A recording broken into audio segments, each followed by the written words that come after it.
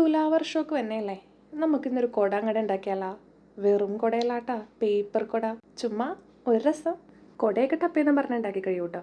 ഒരു ഇച്ചിരി കട്ടിയുള്ള പേപ്പർ സ്ക്വയർ ആയിട്ടൊന്ന് കട്ട് ചെയ്തെടുക്കുക. എന്നിട്ട് പിന്നെ ഈ കാണിച്ചേക്കണം പോലെ 3 പ്രാവശ്യമായിട്ട് അങ്ങോട്ട് മടക്കാം. ഇതുപോലൊരു വര വരച്ചിട്ട് ഒന്ന് കട്ട് ചെയ്ത് കൊടുക്കാം. അപ്പം അതെ, എല്ലാ മടക്കും അങ്ങോട്ട് നിവർത്തി കഴിയുമില്ലേ, ഇതിങ്ങനെ ഇരിക്കും കേട്ടോ. മൊത്തം 8 മടക്കുണ്ട് കേട്ടോ.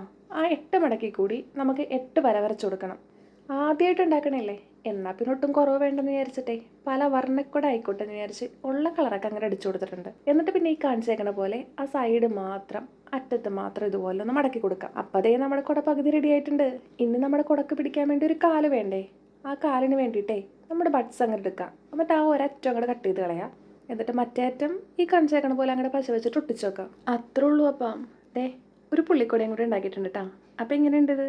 അപ്പോൾ വീഡിയോ ഇഷ്ടമായി കഴിഞ്ഞാൽ സബ്സ്ക്രൈബ് ചെയ്യാൻ മറക്കരുത് കേട്ടോ. ഒരു സന്തോഷമല്ലേ, ഒരു ലൈക്കും.